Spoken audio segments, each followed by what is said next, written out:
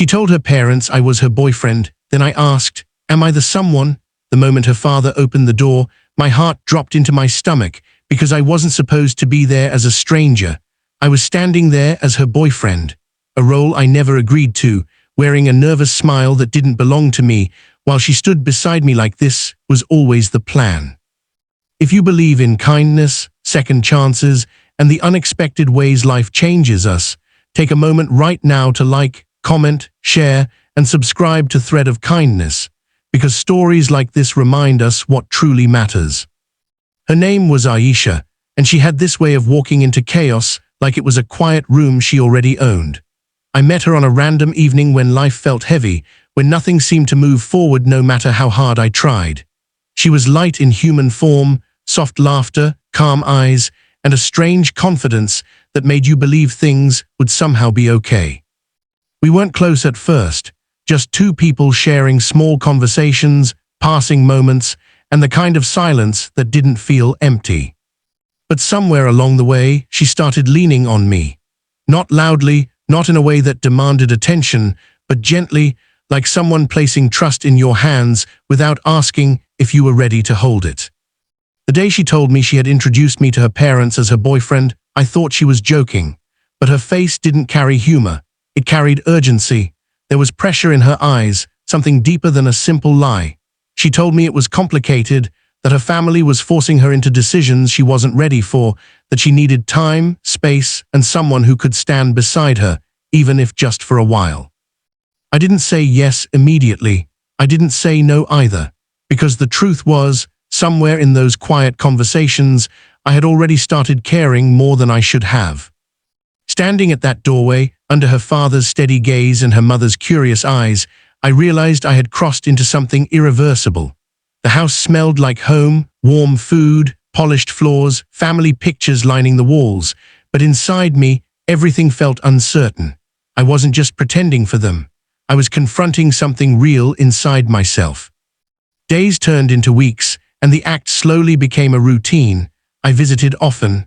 I learned the rhythm of her home, the way her mother smiled when serving tea, the way her father tested me with silent questions instead of words. And through it all, Aisha stayed close, but not close enough. That was the hardest part. Because while I played the role of someone important in her life, I couldn't tell if I truly was. There were moments, small, fragile moments, when it felt real. The way she looked at me when no one else was watching, the way her voice softened when she said my name, the way she trusted me with her fears. But then there were other times when she pulled away, like she was reminding herself that this was temporary, that I was just a solution to a problem she hadn't fully escaped yet. And that's where the struggle began. I started losing myself in the space between what was real and what was not. I questioned every smile, every touch, every word. I wondered if I was just a convenience, a shield against something she feared, or if I meant something deeper to her that she wasn't ready to admit. One evening, after another dinner at her house, where her parents spoke about the future like it was already written, I couldn't hold it in anymore. The weight of uncertainty had grown too heavy, pressing against my chest with every passing day. We stood outside her house, under a fading sky that mirrored the confusion inside me. She looked calm, like she always did, but I wasn't calm anymore. That's when I asked her. Not loudly, not angrily, but with a quiet desperation that came from somewhere deep inside. I asked her if I was just a role she needed, or if I was something more. I asked her if I was the someone she saw when she imagined her future, or just someone helping her survive the present. The silence that followed felt longer than any answer. She didn't look away, she didn't pretend. For the first time, I saw uncertainty in her eyes, the same kind that had been living inside me. And that's when I understood something important. She wasn't playing with my feelings. She was lost in her own. Life had put her in a position where she needed strength, and I had become part of that strength. But feelings don't follow logic, and hearts don't wait for perfect timing. She told me she didn't know. And strangely, that honesty hurt less than any lie could have. Because in that moment, I realized this wasn't about pretending anymore. It was about two people trying to find clarity in a situation that had started with confusion. I wasn't just helping her anymore, I was choosing to stay, knowing there were no guarantees. Things began to change after that night.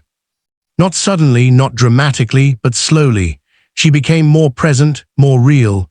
The distance between us started to fade, replaced by something honest and unforced. We stopped acting and started feeling. We stopped pretending and started understanding. Her parents still believed what they were told, but now, for the first time, I wasn't sure it was a lie anymore. Because somewhere between the fear, the pressure, and the uncertainty, something genuine had grown. Something neither of us planned.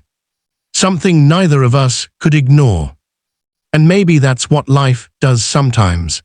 It throws you into roles you never asked for, into situations you don't understand, and forces you to discover truths you weren't ready to face.